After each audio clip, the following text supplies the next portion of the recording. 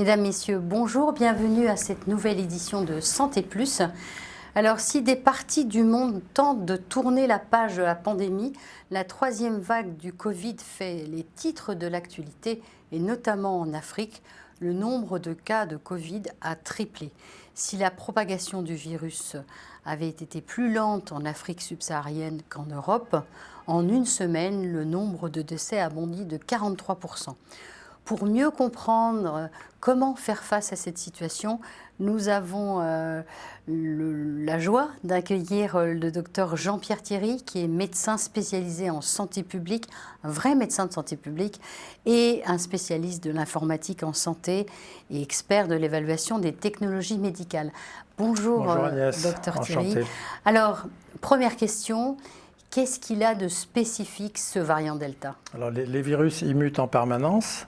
Et de temps en temps, une des mutations va le rendre plus contagieux. Donc c'est ce qui se passe avec le Delta.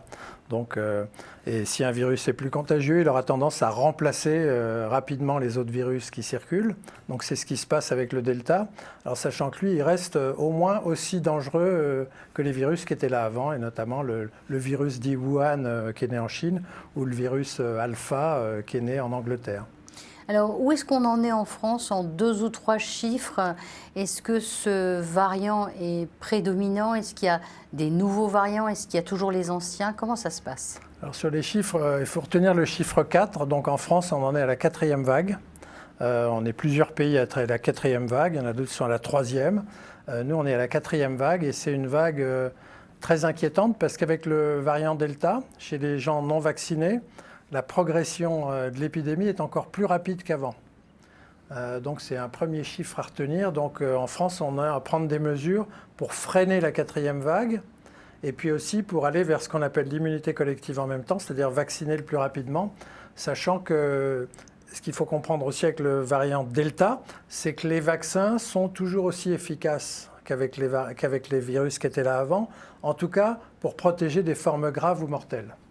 Mais alors, faire de la santé publique, c'est se comparer. Donc, si on compare la France au reste de l'Europe ou bien au reste du monde, quelles sont les grandes tendances des uns et des autres? Bon, alors, il y a plusieurs catégories de pays. Il y a des pays assez rares, mais surtout placés dans le sud-est asiatique, qui ont appliqué des stratégies de zéro Covid, donc ont fermé les frontières très vite, et qui isolent un quartier, une ville, un département, voire même un pays entier, comme on l'a vu en Chine, avec un très petit nombre de cas.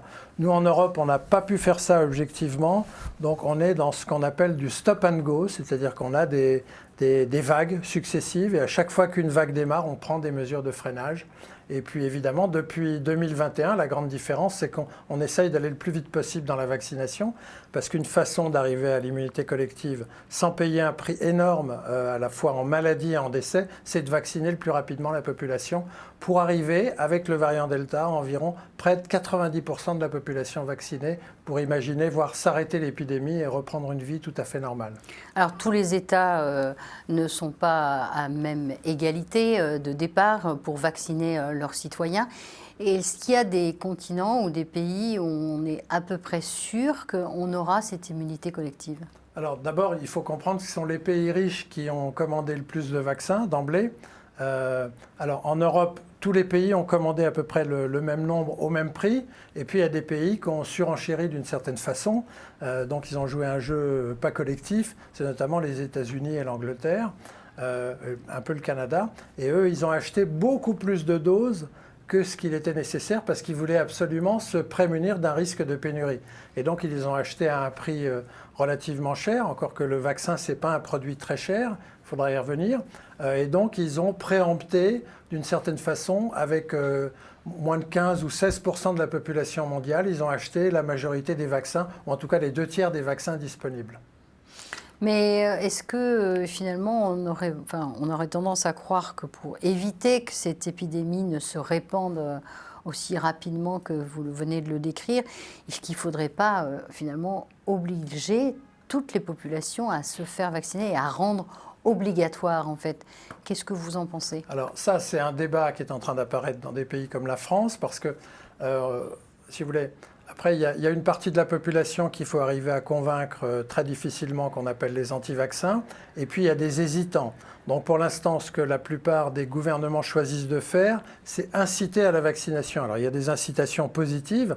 On peut faire des tombolas, comme aux États-Unis ou dans d'autres pays. Et puis, il y a des incitations un peu négatives, c'est-à-dire, on peut dire, si vous ne vous vaccinez pas, vous serez obligé de faire un test très régulièrement pour avoir un pass sanitaire. C'est un peu le débat actuel en France. Mais globalement, il faut surtout faire de la pédagogie et faire comprendre à la population que la vaccination d'une très grande partie de la population à partir de 12 ans aujourd'hui, c'est ce qui est considéré en Europe, peut-être même avant, ça sera la seule façon de mettre l'épidémie sous contrôle. Alors en Afrique, malheureusement, on sait que la situation n'est pas tout à fait positive, même elle s'empire de jour en jour, avec notamment l'exemple des États-Unis, avec seulement 5% de la population qui est vaccinée avec double dose et une saturation des lits de réanimation. La Tunisie, je la cite, craint de voir son système de santé purement et simplement s'effondrer. Vous qui êtes un spécialiste de santé publique, qu'est-ce qu'on peut faire face à ces situations ? La Tunisie ne représente pas le continent africain. En réalité, la proportion de gens de plus de 65 ans est très élevée en Tunisie. Et donc, il ressemble un peu plus à l'Europe. Et ce qu'il faut dire aussi, c'est que la plupart des gens qui vont mourir du Covid ou qui vont être hospitalisés ont plus de 65 ans. Donc sur le reste du continent africain, notamment dans l'Afrique noire, la pourcentage de la population de plus de 65 ans est faible. Donc on n'aura pas du tout ces mêmes taux. Alors néanmoins, si l'offre hospitalière et de réanimation est faible, on sera quand même dépassé, même s'il y a relativement un faible nombre de cas. Donc c'est ce qui se passe aussi, c'est-à-dire avant de parler du vaccin pour l'Afrique, il faudrait parler de l'oxygène, des tests diagnostiques et par exemple des corticostéroïdes, qui est une façon efficace, reconnue, de traiter le Covid quand on est dans une phase aiguë et quand les gens ont des difficultés à respirer. Alors, on peut en dire un mot parce qu'en fait, ça a souvent été passé sous silence. En fait, même si on a fait des progrès tout à fait remarquables pour mettre au point des vaccins, est-ce que vous pouvez nous expliquer en quelques mots tous les progrès qui ont été faits pour traiter les cas sévères, en fait? Alors, d'abord, traiter les cas sévères, c'est tout de suite, c'est d'abord tester les gens pour être sûr qu'ils ont bien le Covid. Donc ça veut dire qu'il faut avoir accès à des tests diagnostiques. Ils sont sous forme PCR, ils sont faits dans des laboratoires, ils sont coûteux, ou ils sont sous forme antigénique. Et il y a bon espoir que les tests antigéniques, par exemple pour le continent africain, soient demain vendus à 1 euro pièce ou 1 dollar pièce. Donc déjà, on commence par diagnostiquer. Et après, dans l'évolution de la maladie, un certain nombre de personnes, sans doute après 5-6 jours après le diagnostic, vont avoir des troubles, et le plus souvent des troubles respiratoires. Et donc là, il faut connaître la saturation en oxygène du sang. Donc on met un petit appareil au bout du doigt, il faut en avoir. Et on voit qu'il y a une dégradation, c'est-à-dire que le poumon n'envoie plus assez d'oxygène dans le sang. Et là, ça peut très mal se terminer. On est obligé d'hospitaliser les patients et de leur mettre de l'oxygène dans le nez à très haut débit. Et si c'est encore plus grave, on est obligé de les intuber et de les garder dans les réanimations. Donc il faut savoir vite repérer les cas. Alors on le sait, ce seront surtout des personnes très âgées ou des personnes à risque qui ont d'autres maladies. Et puis très rapidement les mettre sous oxygène. Et un des problèmes avant de parler vaccin en Afrique, par exemple, c'est que l'oxygène n'est pas assez disponible aujourd'hui et donc on ne prend pas assez bien en charge ces patients. Et après, dans la phase aiguë, le seul médicament qui marche, qui est très disponible, qui n'est pas coûteux, c'est des corticostéroïdes qu'on met dans une perfusion ou même par voie intramusculaire, etc. Et c'est le seul traitement reconnu accessible. Il y a quelques traitements qui apparaissent, mais qui sont à 2 000 $ l'injection. Ce sont des anticorps monoclonaux et qui ne seront pas disponibles dans tous les pays. Mais ces corticostéroïdes, ils permettent de réduire de beaucoup la mortalité? Oui, ils réduisent significativement la mortalité, pas à 100%, mais c'est les seuls qui sont efficaces et très facilement disponibles aujourd'hui. Après la prise en charge, qui dans des pays comme la France s'est améliorée parce qu'on a de mieux en mieux pris en charge cette pathologie qui touche encore une fois, qui peut aussi toucher des gens jeunes. Alors, ceux qu'on trouve en réanimation en jeunes, en réanimation en France, il n'y a que la moitié qui a plus de 65 ans. Donc ça peut aussi bien toucher les plus jeunes. Vous parliez des chiffres tout à l'heure, il faut retenir 10%. En fin de compte, en 2020, de tous les gens qui sont morts, quel que soit leur âge, dans 10% des cas, 1 sur 10 est mort du Covid. Alors évidemment, on meurt beaucoup plus quand on est très âgé, mais même si on regarde des tranches de, mettons, 30 à 60 ans, 10% des gens sont morts du Covid en 2020. Ce qui fait qu'il y a une surmortalité liée au Covid sur l'année. Et donc on parle beaucoup de coordination mondiale. Comment on peut, maintenant qu'on a une certaine expérience malheureusement de ce Covid, puisque on peut dire qu'après plus d'un an, probablement on ne prend pas les mêmes décisions que celles qu'on prenait au tout début de la première vague. Est-ce qu'il est possible réellement de coordonner entre le nord et le sud des actions, comme vous dites, à la fois de tester, isoler, de mieux traiter? Quelle est la différence entre ce qu'on peut dire dans des discours, dans des grandes assemblées comme le dernier sommet qui a eu lieu il n'y a pas très longtemps, ou en pratique?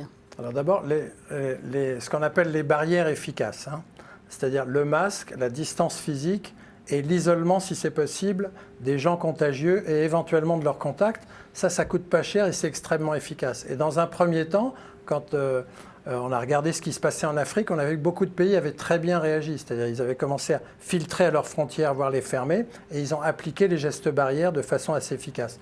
Le Delta rebat un peu les cartes parce qu'il est vraiment beaucoup plus contagieux. Donc ces mesures barrières sont efficaces. Ensuite, il faut tester, tracer et isoler. Alors pour tester, il faut des tests diagnostiques disponibles. Et puis ensuite, il y a les vaccins. Alors les vaccins, ça retient l'attention. Les vaccins Covid, ils s'inscrivent dans une coordination qui existait déjà, heureusement, pour les vaccins réservés aux enfants.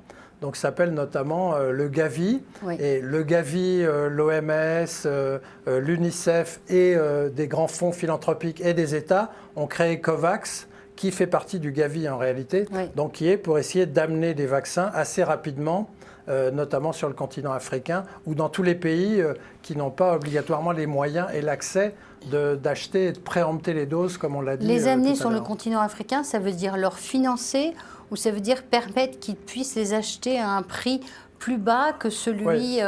Que l'on observe dans les pays du Nord? Donc dans les coordinations qui existent sur les vaccins, on a une adaptation du prix à la situation économique de chaque pays. Donc on peut imaginer qu'on a un prix beaucoup plus faible, notamment dans les pays qui sont les moins riches. Donc ça, c'est ce qui se passe déjà. Sur les tests, il y a des initiatives très intéressantes et récentes, et notamment c'est celle de l'Open Science Foundation de oui. George Soros et de la fondation Bill Gates, qui est de racheter des entreprises, en réalité, même, au prix que demanderont les investisseurs, pour les mettre dans l'économie sociale, c'est-à-dire pour qu'elles vendent les tests sans faire de marge bénéficiaire, c'est-à-dire pour que les bénéfices n'aillent pas aux investisseurs boursiers. Donc la fondation Bill Gates et l'Open Science Foundation de Soros est en train d'essayer de racheter une société anglaise qui est susceptible de produire des tests à 1 $ l'unité, des tests, y compris des tests Covid, parce que c'est une entreprise qui fait des tests pour d'autres maladies infectieuses. Et donc ça sera très bénéfique, notamment en Afrique et dans d'autres pays qui ne peuvent pas s'acheter des tests au prix du marché. Donc autrement dit, l'accès aux tests, on peut dire qu'il est réglé et qu'il n'y a pas de problème Disons qu'il y a des initiatives de celles-là qui sont très intéressantes à regarder. Après, il y a l'action des activistes, alors ça peut être des associations de patients ou des ONG, qui demandent que les brevets soient mis sur le marché librement et donc que les vaccins, notamment, soient vendus au prix coûtant, notamment dans les pays qui n'ont pas de quoi payer au prix des économies les plus avancées, qui, encore une fois, ont préempté les 2/3 des vaccins disponibles dans le monde. Donc entre les deux, il y a cette forme d'économie sociale, c'est-à-dire de revenir, de sortir. C'est étonnant qu'elle vienne de gens comme Soros et comme Bill Gates. Ouais. On ne peut pas attaquer comme étant des grands révolutionnaires anticapitalistes, mais le fait de le sortir d'une logique financière peut aider des tas de pays à accéder à la technologie, et pas seulement celle des vaccins, mais aussi celle des tests et d'autres traitements. Oui, parce qu'on parle, donc le Conseil européen demande un accès mondial équitable aux vaccins. Est-ce que c'est réaliste? Oui, enfin c'est un objectif. Est-ce que c'est réaliste? Si vous voulez, moi, personnellement, j'ai été assez choqué de voir qu'un industriel disait qu'il fallait une 3e dose avant de... Il s'est même positionné sur la 3e dose dans des pays comme la France ou les pays les plus avancés, avant même les agences scientifiques. Donc ça peut renforcer le mouvement anti-vax. Et puis on peut penser aussi que s'ils le font, c'est parce qu'ils n'ont pas envie de descendre les prix pour les vendre dans les pays où les prix doivent être adaptés en fonction de la capacité à payer. Mais vous pensez que pour certains malades, il sera nécessaire d'avoir cette troisième injection, ou même des citoyens? C'est-à-dire que ça dure combien de temps en fait? On ne l'a pas dit, mais c'est-à-dire qu'on n'a pas du tout d'idée sur le nombre de semaines où on est couvert par un vaccin? Non, alors, les gens parlent beaucoup des anticorps circulants qui disparaissent plus ou moins vite. Donc ça dépend des vaccins, mais il n'y a pas une corrélation absolue entre les anticorps circulants et la capacité de l'organisme à réagir s'il est mis en présence, encore une fois, d'un virus. Donc les études les plus poussées qui s'intéressent à ce qui se passe dans les lymphocytes, c'est-à-dire dans les globules blancs, sont plutôt rassurantes au stade actuel. Et il y a même des gens qui ont dit peut-être qu'on sera protégé avec le vaccin, mieux d'ailleurs qu'avec la maladie, pendant peut-être 2, 3, 4 ans, on ne sait pas. Oui. Mais donc, oui, effectivement, l'idée de la troisième dose, elle est, y compris dans un pays comme la France, réservée uniquement aux gens très très âgés qui sont en EHPAD, c'est-à-dire des gens de plus de 85 ans par exemple, et puis des gens qui ont des déficits immunitaires importants. Mais il est absolument pas nécessaire sur une base scientifique de dire qu'il faut une troisième dose pour l'ensemble de la population qui en ait déjà eu 2. Sinon, on va continuer à priver le reste de la population mondiale d'un accès à des vaccins à des prix adaptés. Qu'est-ce qui vous a choqué le plus dans cette presque 18 mois de pandémie? Qu'est-ce que vous retenez de positif qui a vraiment permis de faire avancer, de faire progresser la santé publique? Et à l'inverse, qu'est-ce que vous observez où franchement là vous vous dites on marche sur la tête, on aurait vraiment dû organiser la décision publique autrement? Bon, ce qui est très intéressant, et ça vaut pour l'Afrique aussi bien que pays comme la France ou d'autres pays, c'est l'adhésion extrêmement majoritaire de la population aux gestes barrières, qu'on appelle les interventions non médicamenteuses, parce que un masque, ça coûte pas cher à côté d'un vaccin.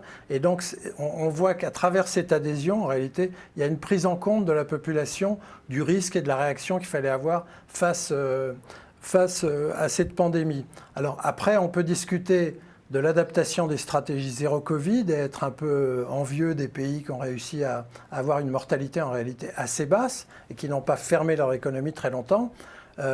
Mais alors dans les économies ouvertes comme la France ou d'autres pays comme les États-Unis, c'était visiblement très difficile et ce n'est pas dans notre philosophie d'avoir des stratégies zéro Covid. On le voit en Angleterre aujourd'hui avec le débat qu'il y a autour de la stratégie de Boris Johnson, qui est une stratégie d'immunité collective, même qui va toucher les plus jeunes et qui risque de faire monter le nombre de cas à 100 000 par jour assez rapidement. Alors est-ce que vous pouvez nous dire quelques mots là-dessus? Parce que c'est vrai que les infos sont tellement contradictoires. On est en train de dire à nos téléspectateurs, faites attention, protégez-vous peut-être encore plus que vous ne l'avez fait parce que ce variant Delta, il est plus contagieux, donc il faut redoubler de prudence. Et puis en même temps, on peut lire dans la presse que malgré cette quatrième vague pour le Royaume-Uni, eh bien en fait, Boris Johnson dit on continue à déconfiner et à reprendre l'activité comme avant. Alors, qu'est-ce qui explique ça veut dire quoi en santé publique? Ça veut dire qu'il ne cherche pas, il ne vise pas le même objectif. Ça va me permettre d'insister sur un point très important. Non,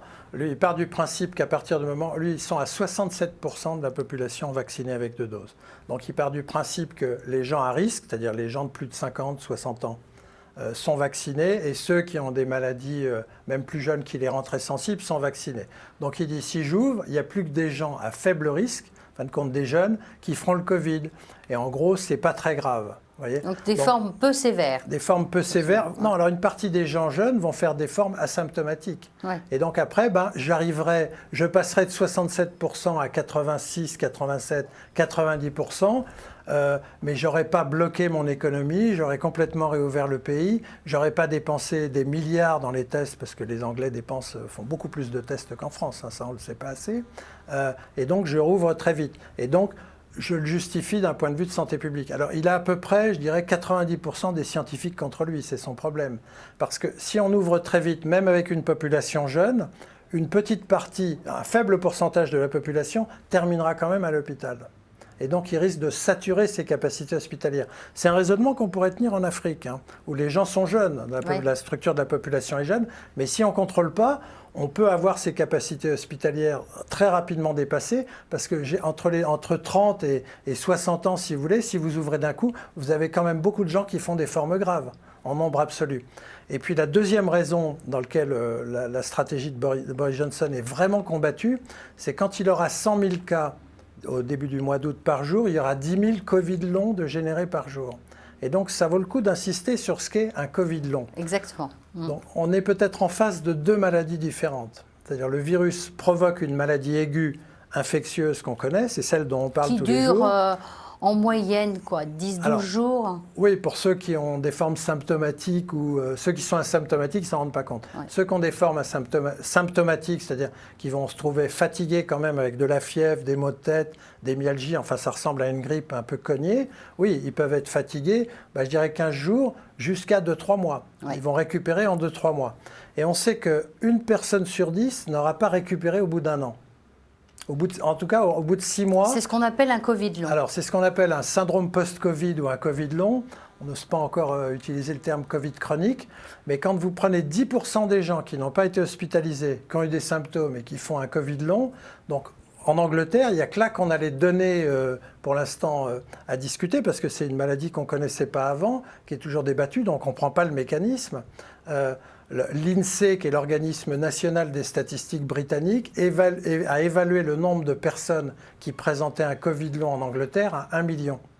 Et sur ce million, il y en a 40% qui ont des symptômes depuis plus d'un an, et il y en a entre 60% qui n'ont pas repris une vie normale, et il y en a 20% qui n'arrivent pas à revenir au travail. Donc on va avoir une maladie chronique en fait devant nous. Donc ça c'est ce que disent En tout cas il faut être prudent parce qu'on ne comprend pas encore exactement ce qu'est le Covid long. Ça touche des gens assez jeunes en fait, même à partir de 20-30 ans, un peu plus des femmes que d'hommes, donc on se dirige vers des explications de type maladie auto-immunitaire en fait. Ça permet au passage de dire, même avec un Covid chez un jeune qui serait hospitalisé, les reins sont abîmés, il y a des troubles cardiaques, enfin il faut éviter d'avoir le Covid. Et des troubles neurologiques ? Et des troubles neurologiques. Alors dans le Covid long, ce qui est en train d'être observé dans les premières études, c'est que le nombre de symptômes différents est absolument incroyable. Donc il y a des troubles neurologiques, il y a des troubles cardiaques, il y a des troubles intestinaux, il y a surtout très constamment une fatigue assez importante. Il y a ce qu'on appelle des troubles de l'attention, ce qu'on appelle le brouillard cérébral, c'est-à-dire que les gens perdent leur attention au bout d'un moment. Et puis il y a une perte de force musculaire importante. Il y a des grands sportifs qui n'arrivent pas à se remettre au sport, par exemple, sur longue période. Et donc ça peut potentiellement, on peut avoir une épidémie de Covid long. C'est ce que disent notamment les scientifiques anglais qui combattent la mesure de Boris Johnson en disant si on laisse faire, on aura 10 000 Covid longs générés par jour au lieu de 500 aujourd'hui. Ouais. Donc ça veut dire que ces Covid longs, quel que soit l'endroit où on se trouve, il faudra les prendre en charge. Ça ouvre Est-ce que finalement ça crée une nouvelle maladie qu'il faudra faire prendre en charge par les États? Comment ça se passera en termes de santé publique? Beaucoup de, pas seulement des épidémiologistes, des médecins, des responsables de santé publique, essayent de comprendre quel va être l'impact de la prise en charge, effectivement, de gens qui vont présenter ces troubles-là dans le système de santé. Donc ils mettent en place, et ça se met en place en France encore modestement, des centres de consultation spécialisés. Mais en fin de compte, il y a même des gens qui disent mais l'impact des Covid longs, on va peut-être le sentir pendant 10-20 ans, si on ne fait pas attention. Donc d'un point de vue, si on revient au principe de précaution, donc on se vaccine pour éviter de faire une forme grave de la maladie infectieuse, mais il faut aussi, même si on est jeune, même si on a 20 ans, 30 ans, 40 ans, où on pense qu'on ne risque rien, il faut se vacciner pour éviter de faire un Covid long. Et donc le taux qu'on ne connaît pas. Alors, on ne peut pas transposer complètement, sans doute, ce que les Anglais ont observé chez eux à d'autres catégories de la population, y compris en France. On n'a pas tous les mêmes profils de risque et on ne peut pas généraliser. Mais le message est passé. Cette maladie, comme d'autres, en Afrique, le chikungunya est très bien connu, etc. Il y a des maladies virales qui se traduisent aussi par des maladies chroniques qui vont dégrader la qualité de vie. Ce n'est pas le cas de la grippe, c'est le cas du chikungunya, par exemple. Eh bien, Jean-Pierre Thierry, merci beaucoup de nous avoir donné toutes ces explications. Mesdames et messieurs, j'espère que nous avons contribué à vous permettre de mieux comprendre ce que génère cette pandémie, ce nouveau variant Delta. Prenez soin de vous et n'oubliez pas de respecter les gestes barrières. Je vous souhaite une bonne semaine en vous disant à très bientôt.